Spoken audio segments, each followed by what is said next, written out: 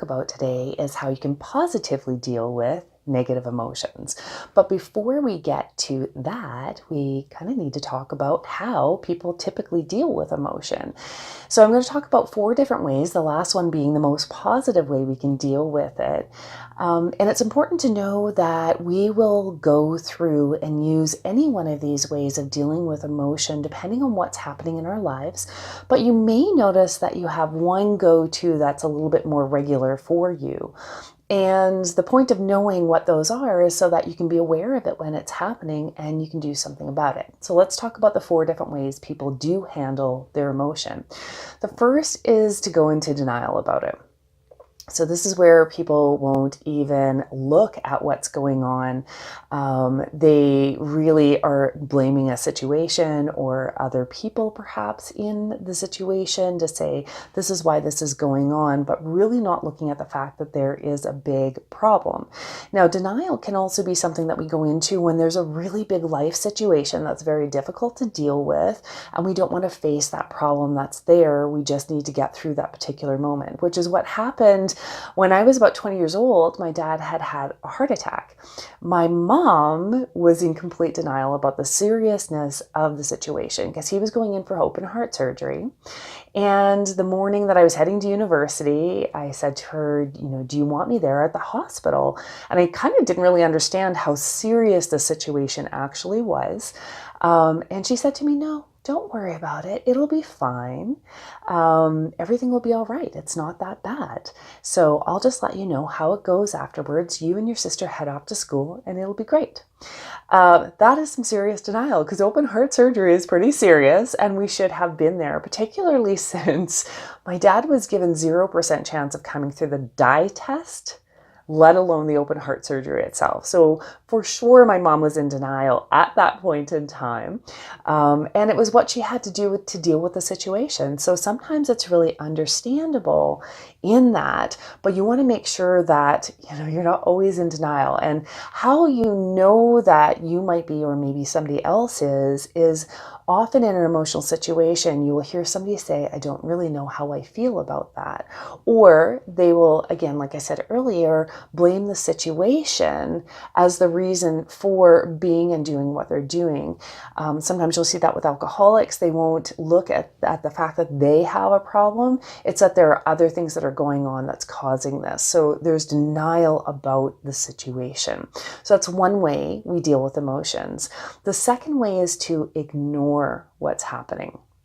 Now, I'm famous for this one. This is my particular go-to because sometimes it's just easier to ignore what's happening, to say, okay, you know what? I know that I'm feeling this way, but right now in this moment, I am not capable of dealing with this.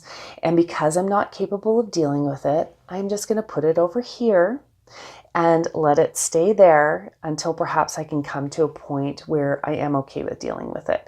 Now, for me, this has happened quite a bit actually over the last 3 years. For those of you who know me, know some of my situation that I have talked about, but my husband suffers from some fairly severe mental health difficulties that came on as a result of having a TIA, which is a transient ischemic attack. It's a stroke that's not supposed to have any brain damage, but for him, we went from overnight being normal to the next day not, and him having some very severe anxiety, panic attacks that he was dealing with, depression with suicidal thoughts. He was eventually diagnosed with PTSD and also dependent personality disorder that all came from this one event.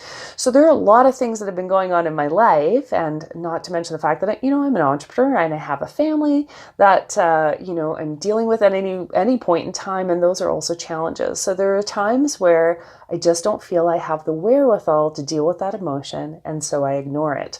Now, the problem with ignoring your emotion is that when you put it over here, it's still following you around, and it uses up so much mental capacity and energy to avoid the emotion. And what that does in the long run is it diminishes your capability for dealing with other things that are going on. So you're going to find when you're ignoring one emotion and other things are happening, you're just not going to deal well in all those situations. So the thing that you are ignoring actually has the most power over you.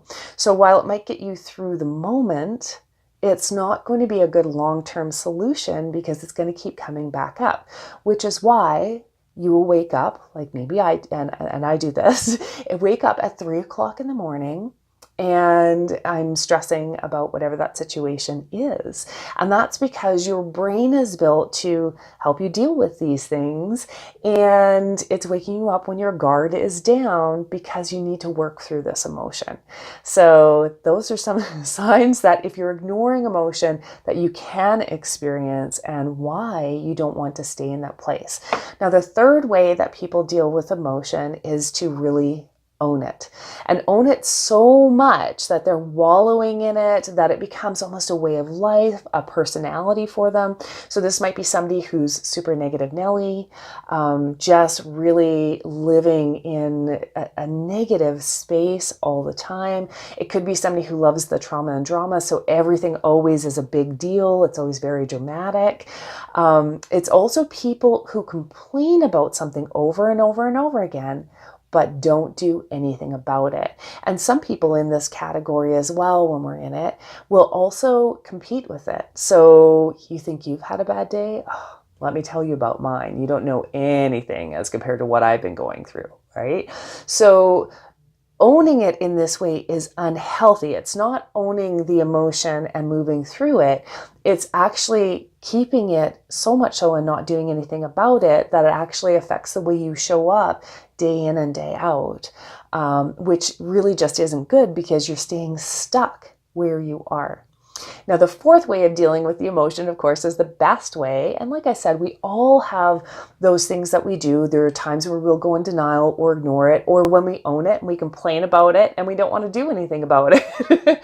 But in order to get to a healthier space and place and to really get what you want out of life, you need to start really working with the emotions, leaning into them, and then using that and leveraging it to get to a better place. So how do you do that?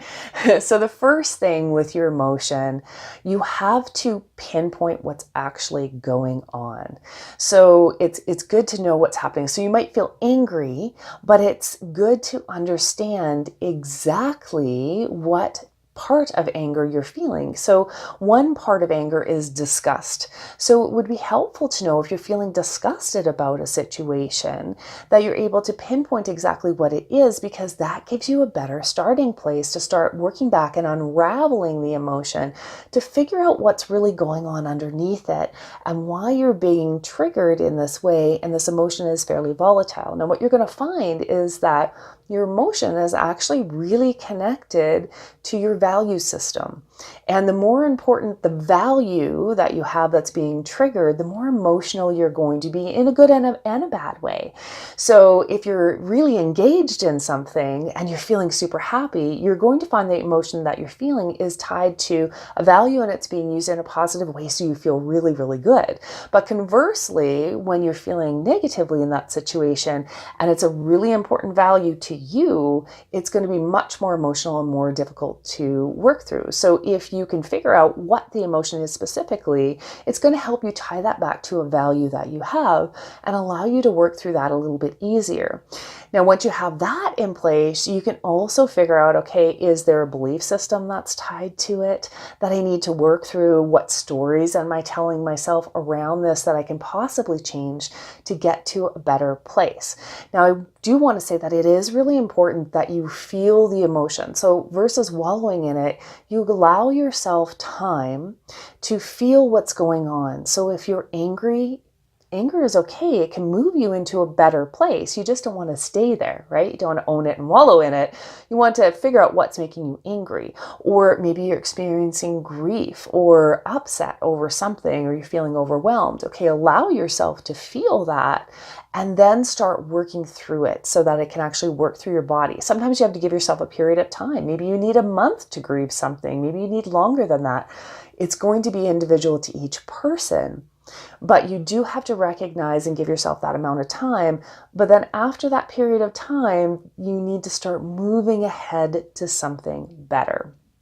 So in order to do that, you have to unravel those stories that are going on and then figure out how are you going to tackle this in a better way in the future, so that if the situation comes up again, you have tactics that you can use to show up in a more positive way and be able to work through it much more quickly, or not get to a point where you're acting and reacting to something that's negative.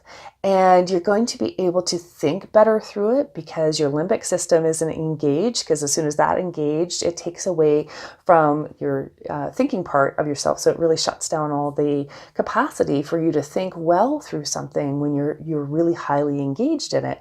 So you want to be able to stay calm in those moments. And the only way you can really do that is to plan ahead, know how that emotion is being triggered in your body, how it feels, and then use that to use the tools that you develop during the downtime, figuring out how you're going to leverage where you are to move to somewhere better. And once you do that, everything really changes. You're not as emotionally volatile. You are not stuck in those situations, and you physically feel better because emotion gets stuck in our body when we don't allow ourselves to work through it. And you free up a lot of that mental capacity if you're not dealing with your emotion and you're just letting it sit there. So now you have time and energy to put into much more positive things. So being able to deal with your negative emotion in a much more positive way is going to help you really to tap into your potential and to live a better life that you want and a life that you really love. So I really hope these tips helped you to figure out where you are, particularly with your emotion, maybe what your go-to is when you're dealing with something that's negative, and to give you the ways to work through it. I would love to have you subscribe to the channel if you really liked it, and you would like to have these things coming to you regularly through your little YouTube inbox. So please do subscribe. Share it with somebody if you know that they're struggling with some emotion right now. It might just give them a place that they can get to that is going to help them move through this in an easier situation. And if you're having a difficult time and you'd like to reach out, I would be happy to hear from you. I do offer a complimentary breakthrough session, so if you need to have one of those, please do contact me. You can go over to my website at iamandreajones.com. Just hit the contact page and ask for a breakthrough session, and we can set that up for you so you can start moving through your emotion, that negative emotion, in a more positive way. Thank you so much for spending the time with me today.